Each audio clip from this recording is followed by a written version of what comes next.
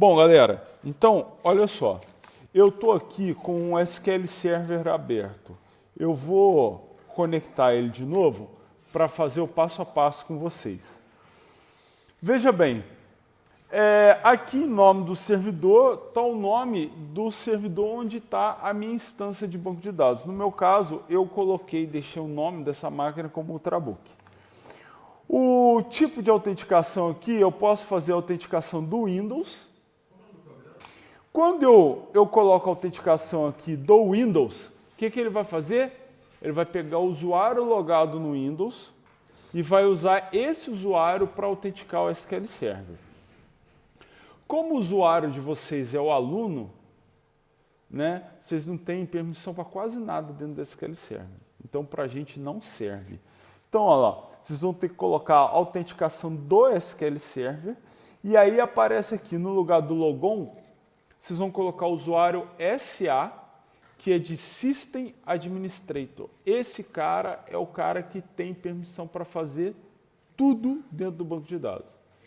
A senha de vocês deve ser IFRJ, tá? A senha do SA. O SA tem direito, ele é o dono do banco, ele tem direito a fazer tudo, tá? Se alguma coisa ele não tiver direito de fazer, ele pode se dar o direito de fazer. Tá beleza? Então, E aí, clicou lá em conectar, beleza. Vamos lá, o que a gente tem aqui de cara? Essa área à esquerda, ela é uma área de navegação entre os objetos, né? Então, você consegue navegar entre os objetos de banco de dados, achar eles e, enfim. Bom, eu vou mostrar algumas das áreas aqui para vocês importantes. Dentro de banco de dados, você tem essa área aqui, ó, banco de dados do sistema. Cada ícone desse aqui amarelinho é um banco de dados que já existe. Só que esses bancos de dados aqui são de metadados. Todas as vezes que vocês ouvirem falar de metadados, são dados sobre os dados. Então, esses metadados aqui, eles são os dados que controlam os outros bancos de dados seus. Então, aqui, ó, instantâneos do banco de dados. Esses daqui, ó, de Aikido até esse tanquinho aqui, são bancos de dados que eu criei. Então, são bancos de dados do usuário. Só que onde estão as informações desses bancos de dados que eu criei? Estão espalhadas aqui dentro. Então, se por acaso eu apagar, por exemplo, um banco de dados desse, do sistema, quando o SQL Server iniciar, ele vai procurar dentro desses bancos de dados onde estão as informações desses meus aqui. Então, se eu perder alguma informação aqui dentro, consequentemente eu perco as informações do meu banco de dados. Ele continua existindo, mas eu não sei nem onde ele está. Tá certo? Então, aqui dentro, dificilmente você mexe. Tá? A gente tem o banco master, que ele tem informações sobre funcionalidades dentro do SQL Server, tá? O banco model, que serve como modelo para você criar outros bancos de dados. Então, deixa eu mostrar aqui. Quando você vai criar um banco de dados, se você fizer só isso aqui, ó, create database e colocar aqui, ó, o nome do banco, você cria um banco de dados. Só que aqui, praticamente não tem parâmetro nenhum para você criar o banco de dados. Então, da onde que o SQL Server tira os parâmetros para ele criar o banco de dados? Ele copia do banco de dados model. Tá certo? Por quê? Porque quando você vai criar um banco de dados, você tem que dizer qual é o tamanho do arquivo. No caso do SQL Server, nós temos dois tipos de arquivo para criar banco de dados. O arquivo LDB e o MDB. O LDB, lembra, L é de log, então é um arquivo de log. E o MDB é de dados, tá? Então, sempre quando você faz uma alteração, insere, altera, exclui ou consulta dados no banco, você está mandando para o log, porque a escrita nele é muito mais rápida e, posteriormente, há um evento de checkpoint em que o SQL Server lê esse log e transfere esse log para o disco rígido. Tá beleza? Então, quando você vai criar um banco de dados, você tem que dizer qual é o tamanho do arquivo de MDB, qual é o tamanho do arquivo de log, quantos arquivos de log tem, qual é a taxa de crescimento de cada arquivo, qual é o tamanho máximo de cada arquivo, onde cada arquivo vai ficar. Você tem uma série de informações que você tem que passar para o banco para você criar esse banco de dados. Então, geralmente na faculdade ou em curso que você faz, os caras só te ensinam a fazer create database e o nome do banco. Tá? Mas da onde que ele pega o restante das informações? Ele pega do model. Então, muitas vezes, o que o administrador de banco de dados faz? Ele altera o model para adequar à realidade da empresa dele. Então, ele já deixa o model no jeito que é o padrãozinho lá da empresa que o cara trabalha. Então, toda vez que ele vai dar um create database, os parâmetros já vêm do model tudo certinho. Tá certo?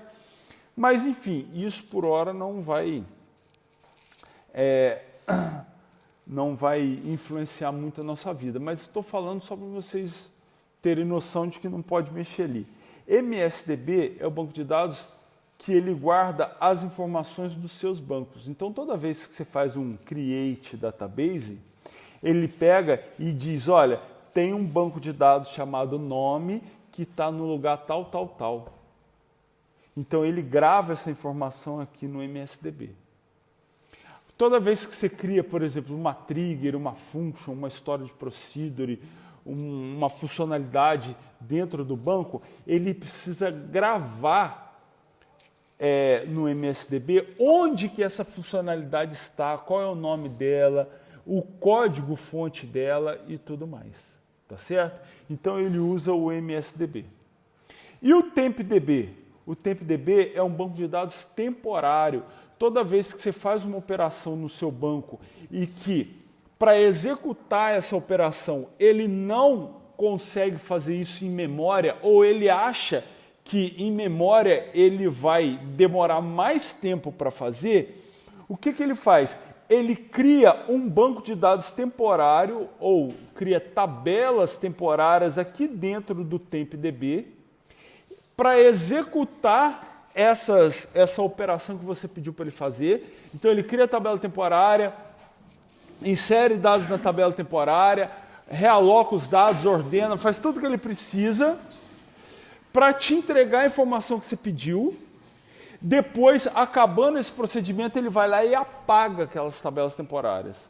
Então, o TempDB ele é usado para isso. E você também pode, na programação, criar tabelas temporárias. Então, por exemplo, eu quero fazer uma operação no banco de dados com volume grande de dados. E eu acho que vai ficar melhor eu, ao invés de fazer em memória, criar em tabela temporária. Por quê? Porque eu ia precisar de uma grande quantidade de memória. Então, eu iria, em teoria, fazer o meu servidor baixar muito o poder de processamento dele enquanto aquela atividade estivesse processando. Então, se eu escolhi isso, eu posso fazer um create table, é só botar uma tralha na frente do nome da tabela, create table, nome da tabela, igual está ali no nome para criar o banco de dados, seria um create table, e aí eu colocaria aqui, ó, no nome da tabela isso aqui, ó, eu estou criando uma tabela temporária. E aí essa tabela ela é criada lá no TempDB.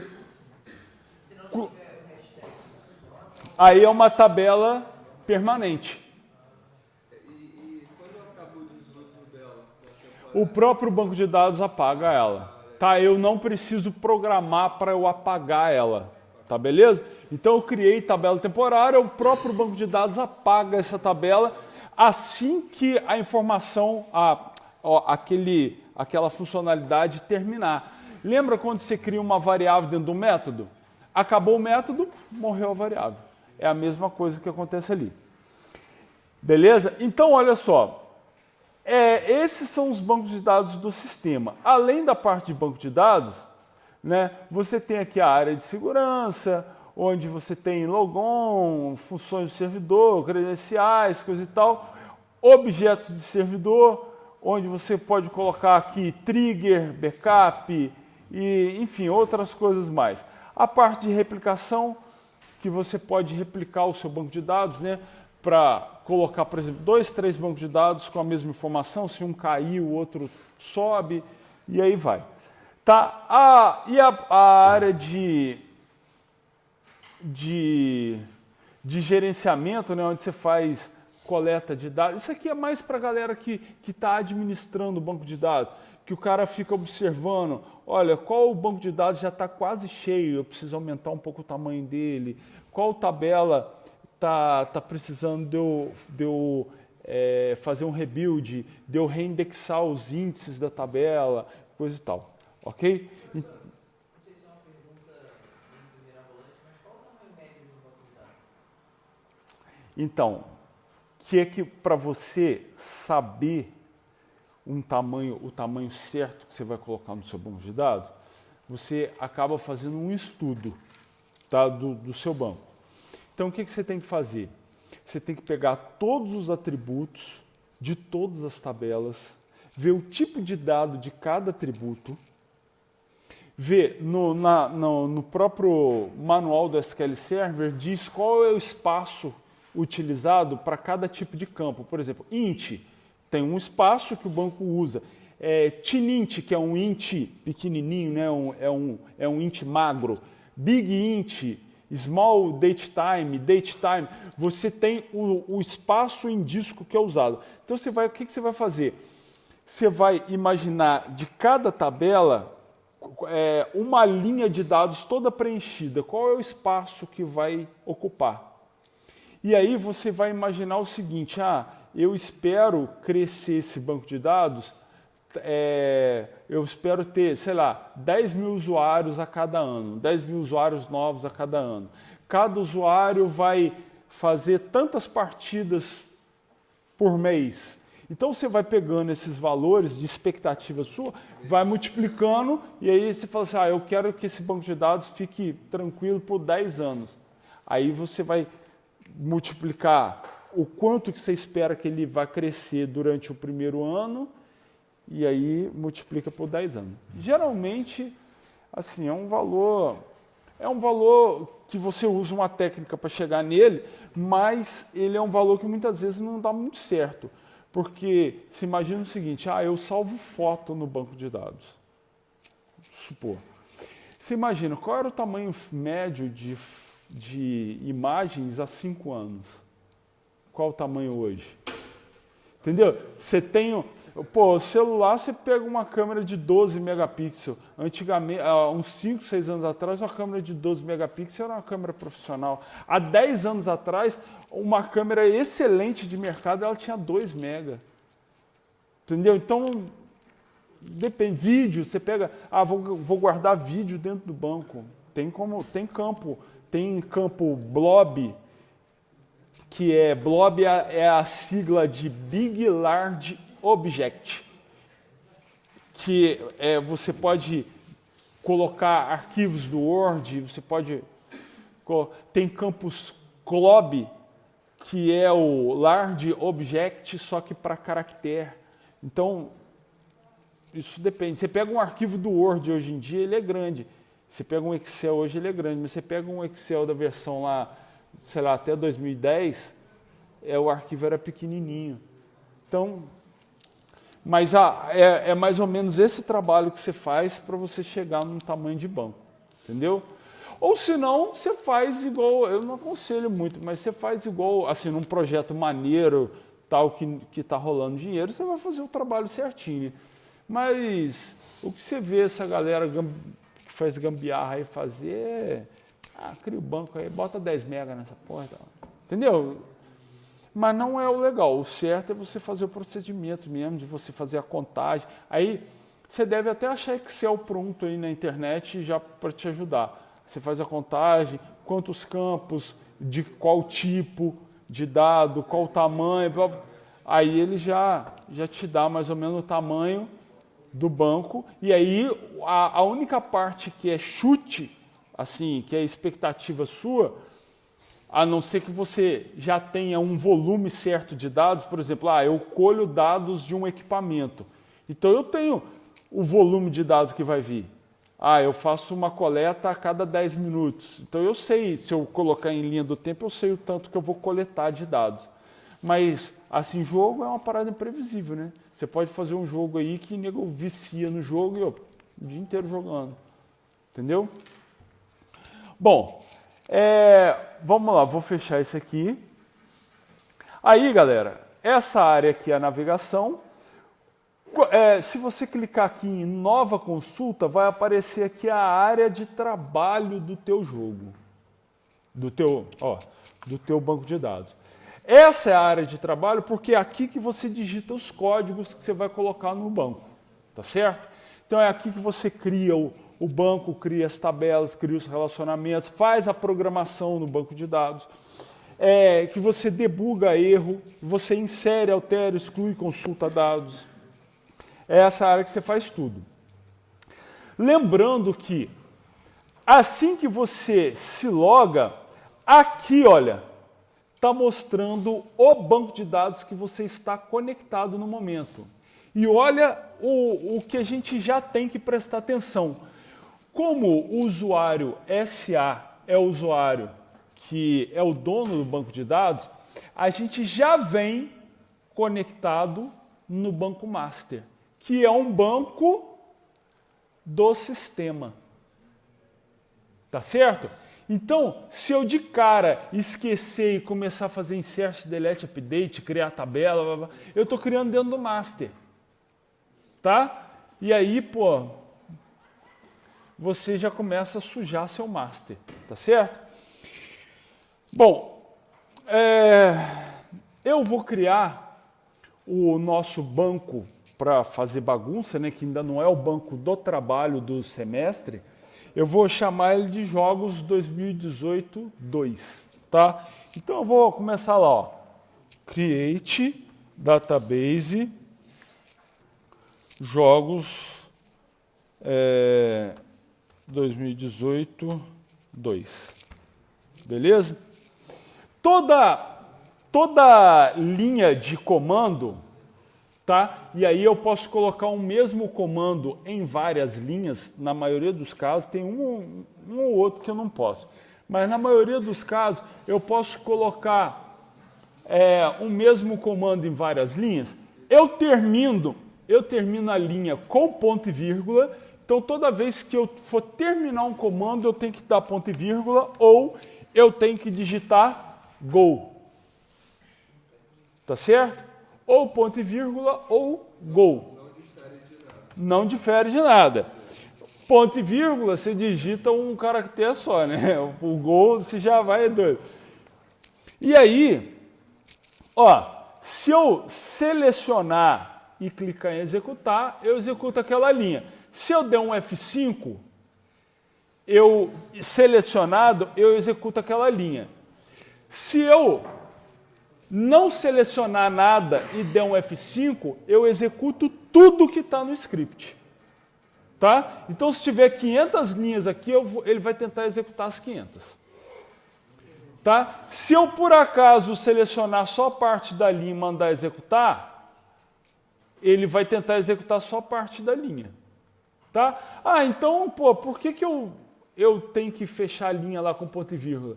Porque quando você cria um script, você criou aqui, por exemplo, no seu banco de dados, tá certo? Você criou para desenvolver. Mas vai chegar um momento que você vai pegar esse banco de dados e vai subir para um servidor para você colocar o seu jogo para rodar na web. O que você vai fazer? pô, você vai pegar o seu script todo e vai subir para o servidor e só vai mandar executar. Ele vai criar o banco, vai criar todas as tabelas, relacionamento. Se tiver que dar carga no banco em algumas tabelas, ele já cria tudo para você. Entendeu? Aí você não precisa selecionar. Então, lembrando, quando eu vou criar um script, eu já tenho que pensar nisso. Eu vou criar o meu script já na ordem em que o script vai rodar sem erro. Sequencial. Sim, eu já vou criar na ordem sequencial. Por exemplo, olha aqui um erro normal. Se eu criar a tabela personagem, se eu criar o script da tabela personagem antes do script da tabela jogador, vai dar erro. Por quê? Porque para eu inserir um jogador, eu não estou dizendo que obrigatoriamente tem... Para eu inserir um personagem, eu estou dizendo que obrigatoriamente tem um jogador. Então, eu não posso criar o script. Porque o que muitas vezes o cara faz? Ele cria a tabela jogador, aí num outro dia qualquer, ou num outro momento, ele vai criar a personagem. Aí, em vez dele ir lá para baixo no script, ele pega, dá um enter ali em cima mesmo e coloca. Aí, quer dizer, funcionou porque ele criou uma em um momento e outra em outro momento. Mas na hora que ele for pegar aquilo ali e jogar para o servidor e mandar rodar, vai dar pau. Tá certo? Então, o interessante, e é isso que quando vocês forem fazer na prova, eu vou exigir de vocês. Eu não vou ficar caçando a ordem para eu reproduzir o banco que vocês fizeram na prova no meu computador. Eu vou chegar e vou dar um executar lá. Se criou tudo, beleza, acertou. Né? Aí eu vou só conferir se tudo que eu pedi foi criado. Mas se não criou tudo, eu já nem olho. Já tá fodido já. Beleza? Então, ó, fiz a criação, aí eu vou entrar no banco de dados. Então, ó lá, use o nome do banco. Vou colocar aqui um gol só para vocês verem. Aí sim eu posso selecionar todo mundo e mandar executar. Quando eu mandar executar, você vai ver que ele vai criar e aqui, como eu já mandei entrar no banco, você vai ver que isso aqui ó, vai mudar. Não existe. Ah, eu vou ter que fazer aqui primeiro. Aqui, ó, fiz. Agora, beleza, agora ele entrou. Você executou o create database primeiro, depois era isso que ele estava reclamando. E aí, ó, ele, deixa eu ver se ele ele ainda não está aparecendo aqui. Então, eu posso vir aqui, ó, botão direito e atualizar. E eu espero que ele apareça aqui. Já apareceu? Tá aqui. Beleza, tá? Aí, ó, eu tenho aqui nele tabelas, exibições, sinônimos, programação. Só esse segurança, armazenamento e service broker que a gente não vai ver. Então, daqui para cima, a gente vai ver. Agora, galera, olha só. A gente daqui já pode começar... o que eu vou fazer? Para eu não perder esse script, eu já vou salvar ele. Tá?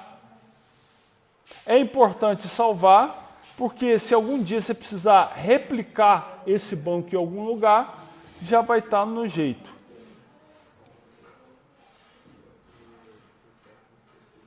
Deixa eu ver... Modelo.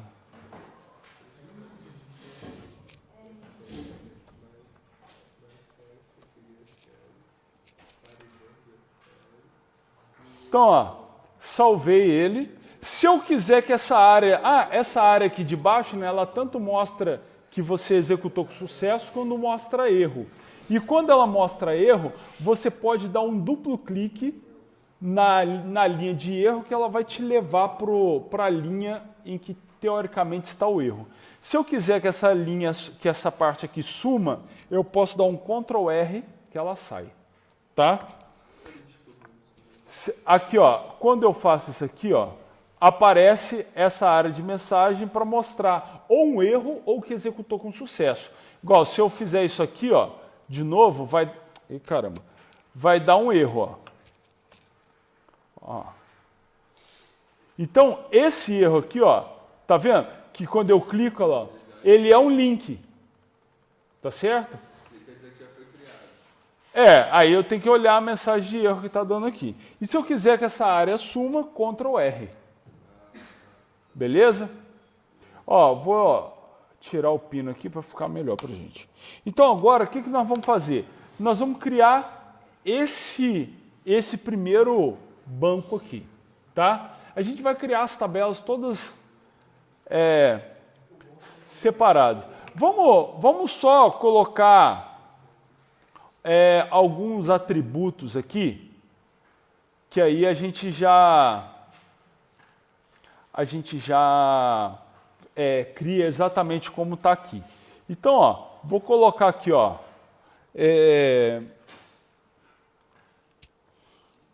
vou colocar aqui um código para esse personagem, que ele vai ser identificador. E o que mais que um personagem tem? Beleza, vamos colocar aqui.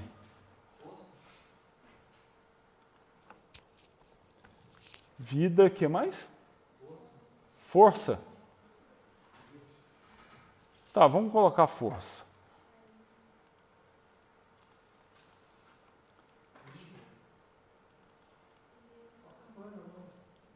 Vou colocar só nível para ficar curtinho e acabou. Tá. Nível, pronto. Então, ó, tá lá, vamos criar isso aqui agora. Tá certo? Bom, o que eu tenho que analisar? Ó? Um personagem, para ele ser criado, ele depende de um jogador. Então, quem não depende de nada é o jogador. Ele não está dependendo de outra tabela. Para eu colocar um jogador, uma linha de registro na tabela do jogador, eu não dependo de relacionar essa linha com nenhuma outra de outra tabela. Então, eu começo por ali, porque aquela tabela é independente. Então, quando eu for criar o banco, eu faço o script de todas as tabelas que não dependem de relacionamento com outra primeiro. Então, eu vou criar. Aqui, eu já pensei como deve ser meu banco. Então, quando eu vou criar o script, eu só vou traduzir o que está ali. Ponto final. Então, aí eu tenho que acompanhar certinho. Então, ó, eu vou começar. Ó, create table, o nome da tabela é jogador. Aí, o que eu faço? Abro parêntese para eu colocar dentro dessa tabela a lista de atributos. Tá certo? Então, eu sempre começo, ó, vou tirar o ID aqui, vou deixar código também para ficar igual lá o do personagem, tá? Eu sempre começo pela chave primária. Então, ó lá, código, ela é int. Quem está sempre maiúsculo? Não, eu que tenho o hábito de script de banco, porque quando eu faço o código de SQL dentro da minha programação lá no Visual Studio, aí destaca mais. Então eu já acostumei eu fazer assim. Mas paranoia minha. Você faz, aqui funciona. Eu acho que para mim melhora a visualização. O que acontece? Toda a chave primária, lembra que eu falei da chave primária na aula passada? O que a chave primária é? Ela é um atributo que vai identificar de forma única cada registro da minha tabela. Então, essa chave primária, fatalmente, toda chave primária vira um índice na minha tabela. Para que serve um índice? Vamos pegar assim, um livro. Se eu quero um determinado assunto do livro, o que eu posso fazer? Ou eu vou lendo o livro do início ao fim, e aquele assunto que eu quero pode estar lá na última página, como também pode estar na primeira. Então isso aí vamos dizer assim, é uma loteria, certo? Então geralmente eu leio o livro todo para até chegar no assunto que eu quero, vai demorar mais tempo. Ou eu vou num cara à parte, que é o índice, e procuro no índice a página que está o assunto que eu quero. Dali eu já vou direto naquela página, certo? Então, o índice, ele deve ser sequencial. Porque você imagina que se o meu índice não for sequencial, se eu estiver falando da página 10, depois da 1, depois da 150, fica ruim. Então, para o banco de dados, se organizar, porque o banco de dados, o que ele faz na hora de procurar no índice? Ele faz busca binária. Então, ele pega, o índice tem 100 linhas, ele vai na 50. Pá. Ah, eu quero o número 70. Ele vai na 50. É menor do que eu quero? Não, o que eu quero é maior. Então, ele mata da 1 a 50 e aí ele vai na 75. É maior ou menor? Ah, o que eu quero é menor. Aí ele pega entre 50 e 75 e divide no meio. Pum. Então ele sempre, cada nível que ele desce na árvore, ele divide no meio. E aí com isso ele consegue fazer menos buscas, menos acesso a disco. Porque o HD é a parte mais lenta do processo do banco de dados achar uma informação. Então é legal que toda chave primária seja um número, uma coisa sequencial. Então não é legal você colocar, por exemplo, um nome como chave primária.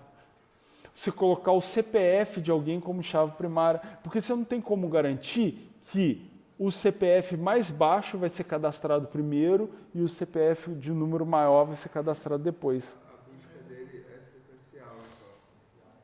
Ela é binária. Ah, é busca binária. É busca binária. Então cada nível que ele desce na árvore, ele elimina 50%. Que ele vai, é maior, igual ou é menor? Então, se for igual, ele achou. Se for maior, ele elimina tudo que é menor. Entendeu? Bom, estrutura de dados. Existem outras formas de fazer? Só curiosidade, assim. Então, você faz... Aí tem alguns algoritmos que ele usa, mas em linhas gerais, ou ele busca pelo índice, ou ele busca, ele faz um full scan ou table scan, que nesses casos ele lê a tabela toda. Aí é ruim. Pô, mas se tiver 1 milhão de registros... Demora para a informação vir. Tem alguma funcionalidade mais além do Go? Porque você fala que você pode dar por vírgula ou Go. Sim. Acho que você deu uma preferência ali pelo Go, mas isso é um hábito que é bom a gente ter? Olha só, o padrão de SQL, veja bem, e esse Go funciona no SQL Server. O padrão SQL é ponto e vírgula. Então, eu até falei do Go, mas eu uso ponto e vírgula. Por quê? Porque quanto mais SQL puro você usar, quero trocar de banco. Beleza, praticamente o meu script todo funciona em outro banco de dados. Se eu usei uma função que só o SQL Server tem, na hora que eu for trocar de banco, tem que trocar, tem que achar qual é a função equivalente. Então, o que eu vou fazer aqui? O campo código ele é int e eu vou colocar aqui, identity. O que significa isso?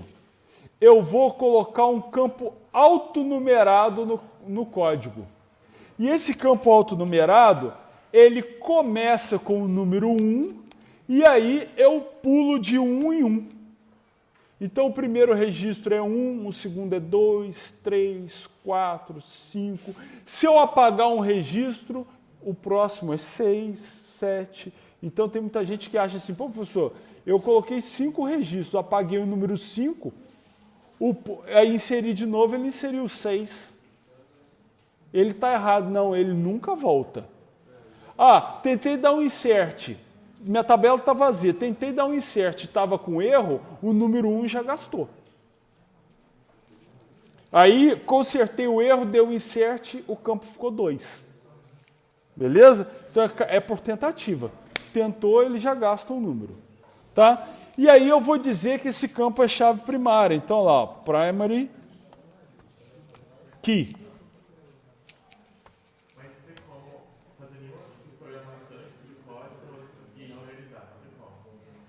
Não, reorganizar o quê? Esses números? Não. Então, o ideal seria fazer o banco de dados Não, isso não é problema. O problema é os números ficarem fora da ordem. Entendeu? Porque 1, 2, 10, 11, 15, 17 está na ordem. Então, para ele não dá problema. A forma como ele busca não dá problema. Agora, se estivesse fora de ordem, o que ele ia ter que fazer? Ele tem que ordenar. Aí ele cria um índice à parte, ordenado. Então aí, olha a merda que dá. Ele cria um índice à parte ordenado para ele poder buscar. Aí depois que ele vai no seu índice, para depois... Então ele 3 acessos a disco que você podia fazer tudo num só. Entendeu? Fica mais lento. Ó, eu tenho nome, nicks, e-mail e senha. Ó, nome. Lembra sempre, ó, é o nome do campo, o tipo de dado. No caso de varchar, eu tenho o tamanho. E aí eu tenho as restrições. Por exemplo, eu tenho as restrições. Por exemplo, o nome eu posso deixar vazio? Ah, não posso. Então eu vou colocar aqui, ó, not null, não pode ser vazio.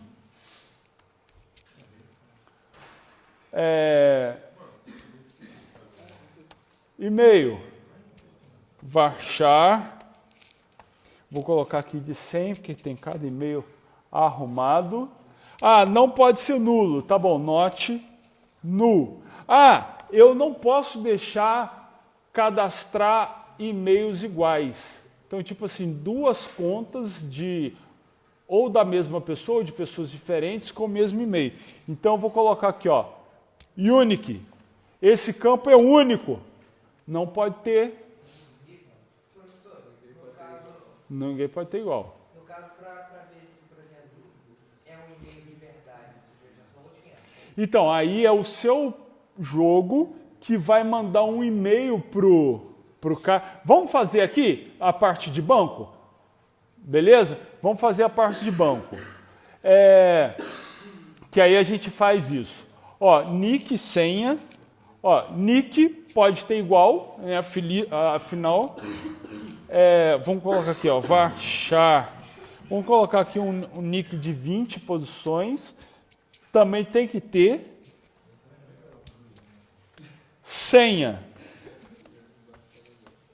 Varchar. Vamos colocar aqui uma senha de 200 posições. Ah, professor, não tem senha de 200 posições. Não, mas quando você criptografa a senha, cada caractere vira uma cacetada.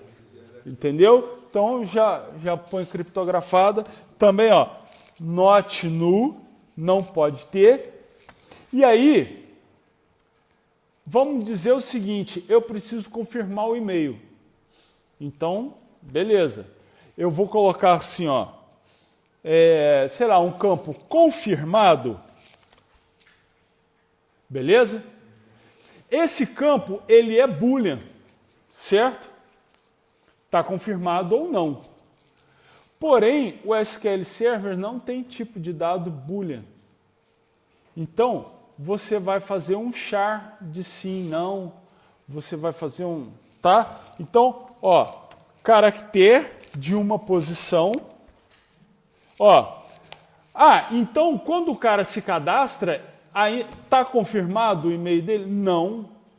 Ele tem que confirmar. Então, eu vou colocar aqui, ó, o valor default é não.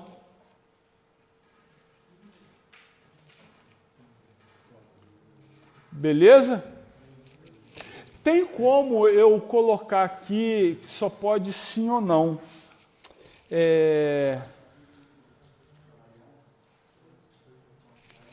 Deixa eu só ver aqui se eu... Deixa eu só tentar lembrar aqui.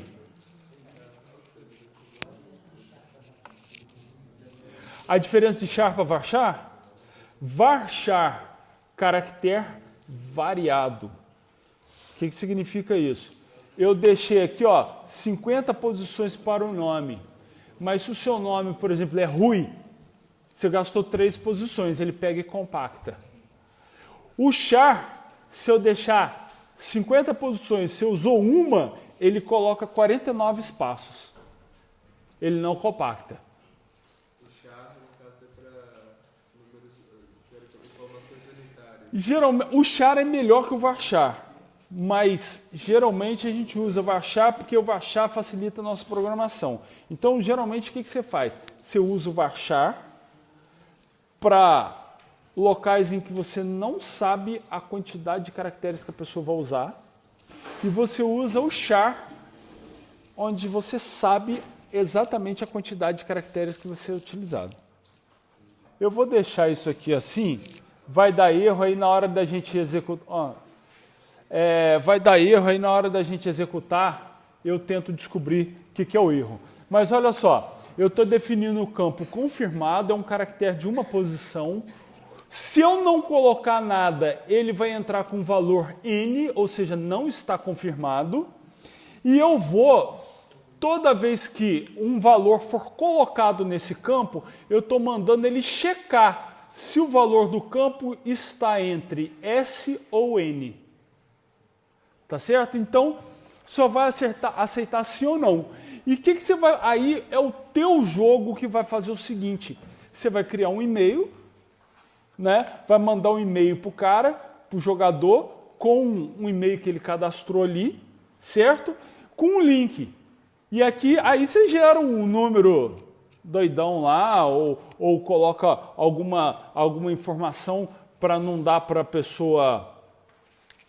você pode até gerar a chave primária do cara no e-mail para, obviamente, junto com alguns códigos de confirmação, né, para não dar para qualquer um ir lá e descobrir, o cara está botando a chave primária e tal. Mas, enfim, você vai mandar um e-mail para o cara com um link. Quando o cara clicar naquele link, você vai fazer uma alteração de informação e vai alterar esse N por um S. Certo? E aí o e-mail passou a estar confirmado. Ok? Enquanto isso não acontece, você não deixa esse jogador se logar, criar personagem e tal. Você não deixa ele fazer nada. Você simplesmente não deixa ele se logar. Ponto final. Certo? Diga. Quando você vai fazer essa lógica? Você vai fazer... Por exemplo, se o teu jogo for um jogo na web ou se for um jogo de console, você vai fazer isso no jogo. E ele recebe o resultado dessa variável. N ou S, vai receber. Não, na hora que você inserir o jogador se cadastrou, ele criou o perfil dele. Esse perfil está no banco. Aí você confirmou que ele criou o perfil, você já dispara o e-mail para ele. Aí é o teu jogo que vai fazer isso, é o teu código. Olha só, vamos pensar no seguinte, olha só, vamos lá, vamos pensar no seguinte, eu vou cadastrar meu perfil. Eu só vou preencher nome, e-mail, nick e senha, ponto final. Quando eu mandar, criar usuário, criar perfil, a tua aplicação vai no banco de dados e vai inserir essas informações. Só que o banco de dados gera o código e como eu não coloquei nada em confirmado, esse campo já vai ser criado com valor N. Beleza? E aí eu estou colocando como restrição que os valores válidos para o campo confirmado só pode ser S ou N. Então, se eu tentar ir lá e mandar alterar a informação para J, essa tabela não aceita. Entendeu? Esse trecho aqui, eu estou mandando, checa para mim se a informação que está entrando aqui é S ou é N. Se não for nenhuma das duas, não aceita. Tá? Quando ele confirmar a conta... Aí a tua aplicação vem aqui e altera esse dado para S, que está confirmado. Entendeu? Eu só estou dizendo no momento que esse campo só aceita S ou N. Ah, então tem um dos dois. Só um dos dois. Porque eu estava pensando que se ele fosse mais aberto, então, assim, como é que essa vai organizar para 20 S, não qualquer... Não, mas aí, quando você está criando o banco, você já trava o que você pode travar aqui para a sua aplicação não colocar valor errado no seu banco. Então, olha lá, ó, vou deixar salvo. Bom, o que eu vou fazer aqui? Ó? Selecionei e vou mandar executar. Olha lá, ó, deu erro lá no confirmado, tá vendo? Se eu der um duplo clique, olha lá, fui para a linha de erro. Ó. Sintaxe incorreta em confirmado. Aí, ó, foi. Beleza, foi. Olha lá, vou dar um Ctrl R e agora, embaixo, eu já vou começar a criar outra tabela. Create Table, que é a tabela de personagem. Essa eu já vou criar um pouco mais rápida.